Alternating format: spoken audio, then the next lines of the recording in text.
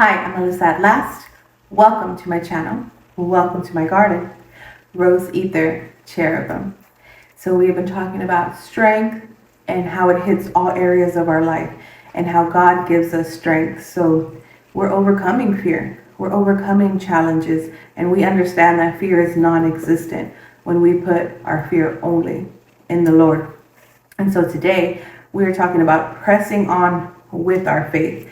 You see, our faith is the bread and butter of our relationship with God. And we've talked about that multiple times, but our faith is also a tool. It is a multifaceted thing. It's a key that unlocks a deepness and a closeness with God, but it's also a tool that helps us continue moving on and addressing things and going forward in courage in the face of adversity. So another thing it does is it builds endurance in both our body and our spirit.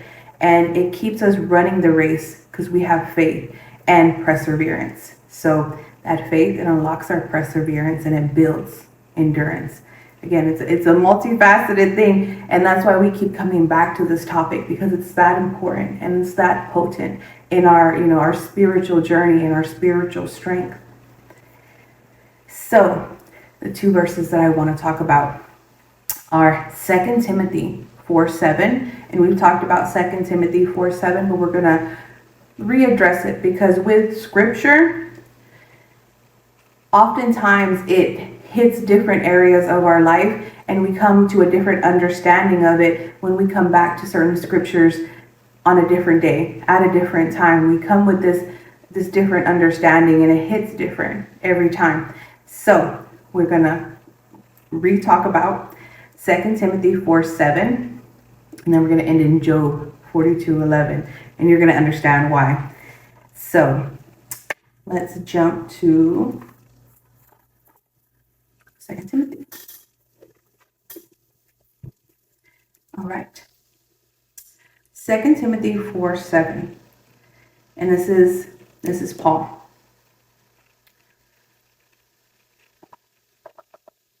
There it is. I have fought a good fight, and I have finished my course, and I have kept the faith. Henceforth, there is laid up for me a crown of righteousness, which the Lord, the righteous judge, shall give me at that day, not to me only, but unto all of them also that love his appearing. Okay, and we've talked about this before, where Paul, all of the disciples, their main spiritual goal, the purpose of their journey was to, I wouldn't necessarily say promote, but that's the word that's coming to mind, is promote how Jesus Christ is King, how Jesus Christ truly was the Son of God, and how we need to listen to Christ's teachings in order to move forward for our salvation and to build a true relationship with God. Because Christ was the only one since the prophets, well, John the Baptist as well, but since John the Baptist and the prophets, Christ was the only one that had that true connection with God in a very long time. It was commonly taught that following the laws would get you into heaven, and Christ was here to let you know that no, my Father is saying this is what's going to get you to heaven, building a relationship with me, doing the work, doing my will. So this is what Paul was talking about. This is what the disciples were talking about, and letting that, gospel be known, and then ultimately their epistyles to be known to the people around them. That is the race that they were running, and they were going to face a lot of flack for doing that. They wanted to call it blasphemy, and if you've read that, they went through a multitude of trials. They went through so many different things because they were doing the will of God. So Paul is writing this letter to Timothy from prison, knowing that, this is the second time he's been arrested and he's not gonna get out of it this time. And, this is one of the last letters he wrote to Timothy, and he was ultimately going to be beheaded, and he knew this was coming. And so the words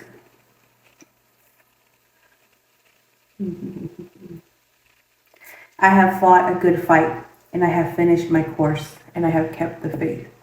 It's He's saying it in a form of resignation, but not sadly. This is more of a spiritual overcoming for him, a victory, a spiritual victory. He knows that, okay, I'm going home.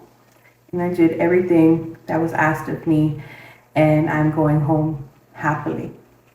So while his ending, we may see it as like unfortunate and sad, this was something that Paul knew, okay, if God is giving me this ending, I am happy and I am pleased with it, and let it come on. So now we're going to jump to Job, okay, to kind of give some correspondence to this. Job 42:11.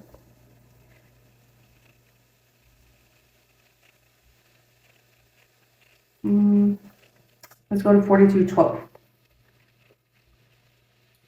So the Lord blessed the latter end of Job more than his beginning, for he had 14,000 sheep, 6,000 camels, and 1,000 yoke of oxen, and 1,000 of she asses, female donkeys.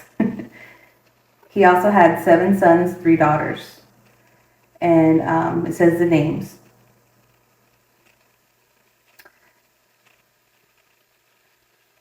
We're going to jump to 15.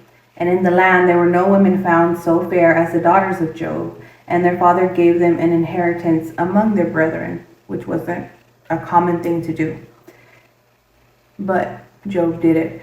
Having lost all his children before, I think he began to see things differently. And after this, Job lived 140 years, saw his sons and his sons' sons, even 4 generations. So Job died, being old and full of days. And see, here we see God, and we know everything Job went through, right? And Job blessed the latter, and the Lord blessed the latter end of Job more than his beginning. So either way, your portion is cut from Job to Paul. There is this sense of just being happy with what the Lord gave you, seeing the ending still as a blessing, and the relief, the blessing, the joy that comes with the end, knowing you endured, you ran the race, you did everything you were supposed to do.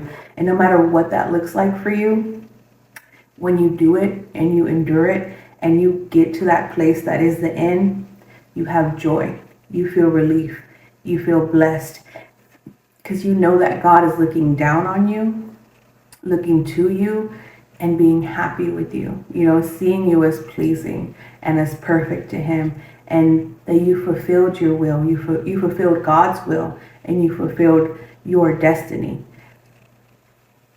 So it doesn't matter what the ending really looks like for you. It's still a blessing, and it's still a relief, and it's still the ending point where you reach God. But you have to have that faith to endure, to run the race, to get there. And knowing and seeing the different stories, and how everybody at the end is like,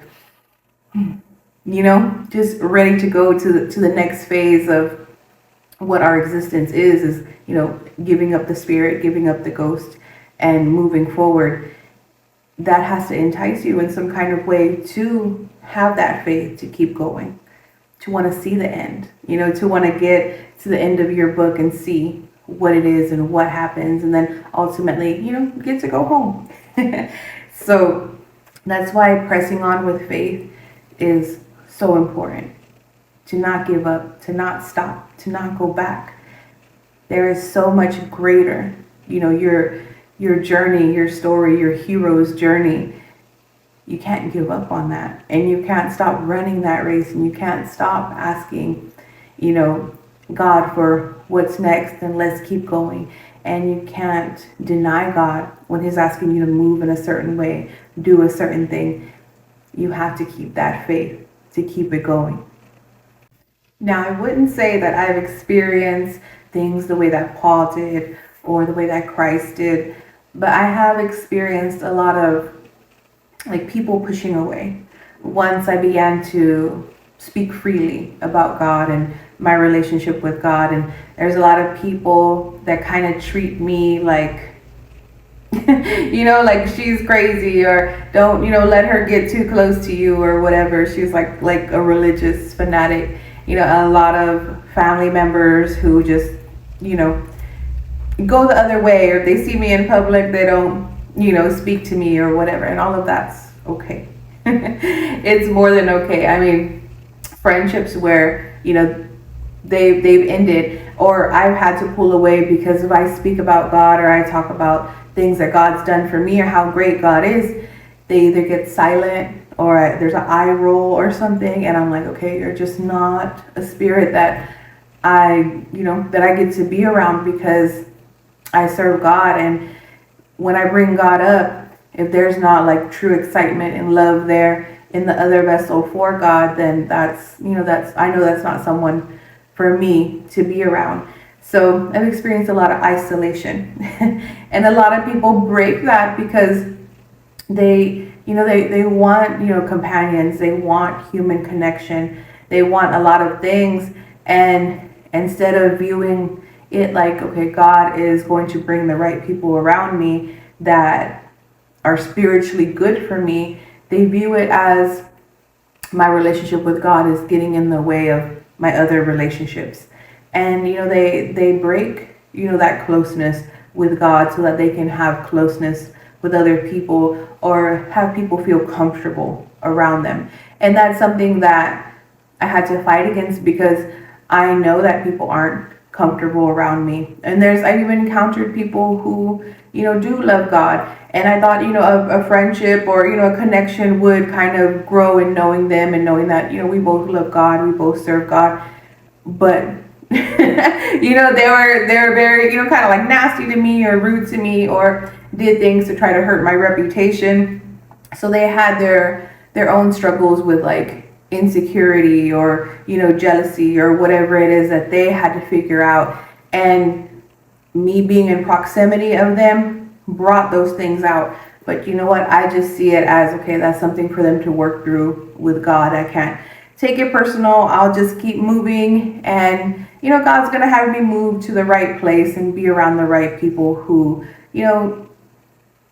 are spiritually good for me, and understand that it's not a competition. And I don't see things that way. I'm truly just looking to incorporate people in my life that love God the way that I do, and but I still continue moving forward. And because God's relationship, like the one that me and God have, it's most important over everything. People will come and go, and they always do. And that's why it's such a used expression, because it's the truth.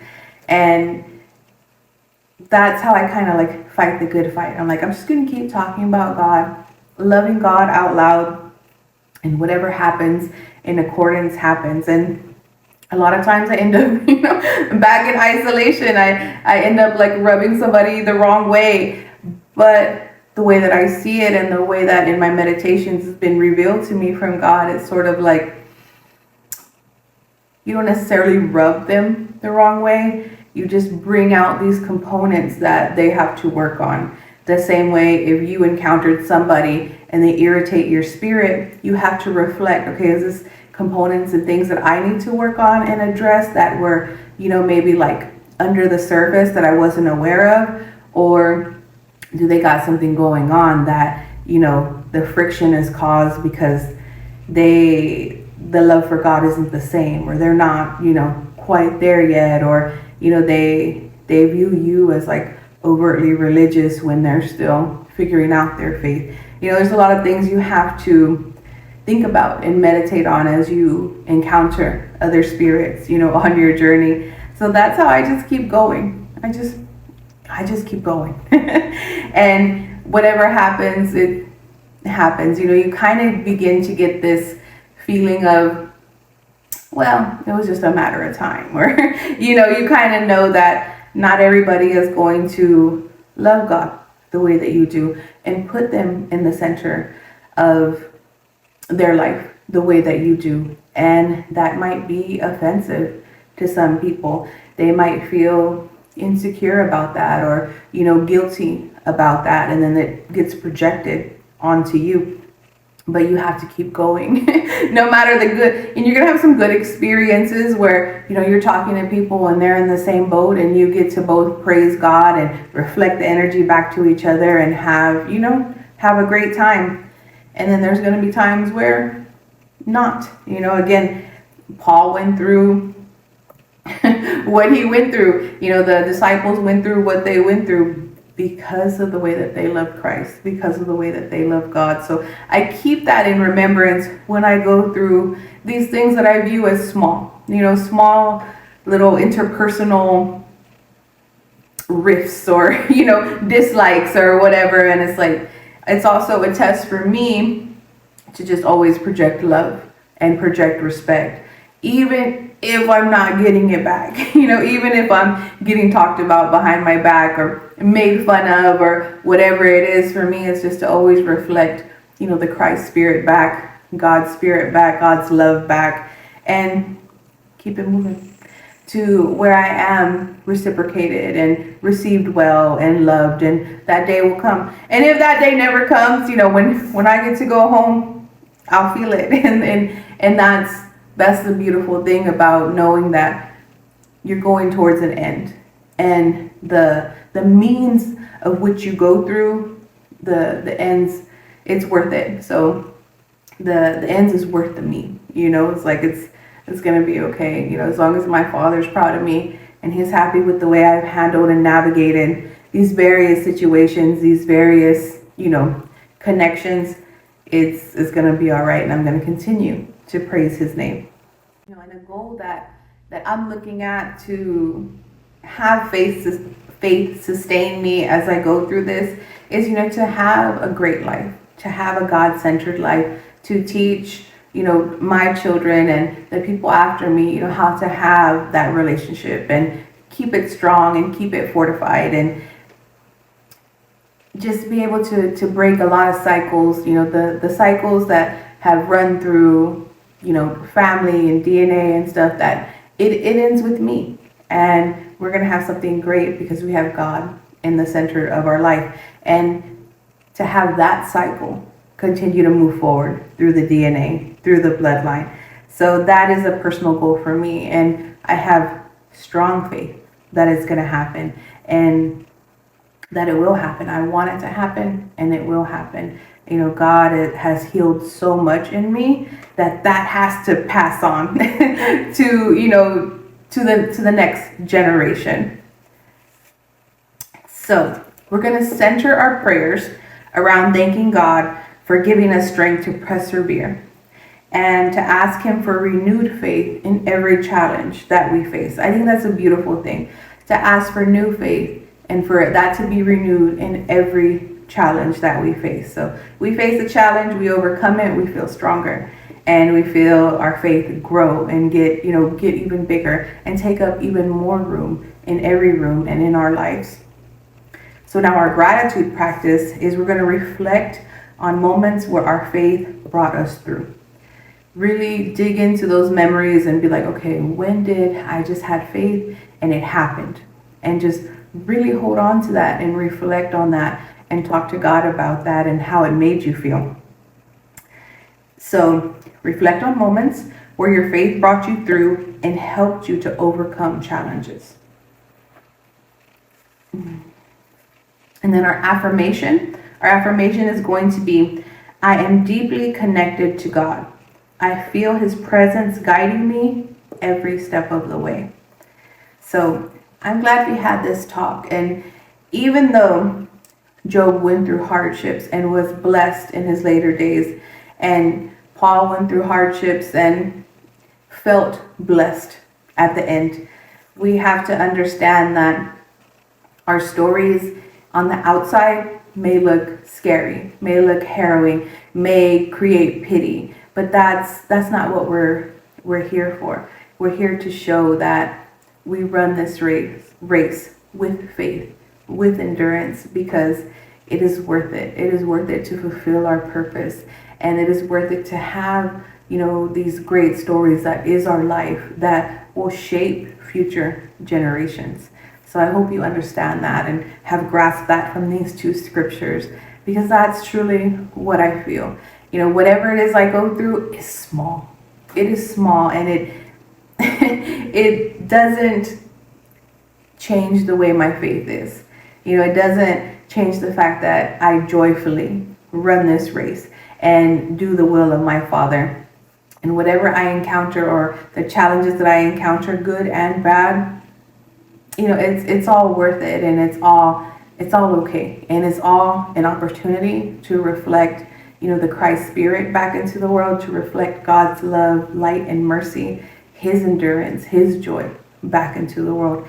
And it's important that you begin to see that the same way. All right, friend, I love you so much. And remember that God loves you more. And we'll circle back to this next time. All right? Bye.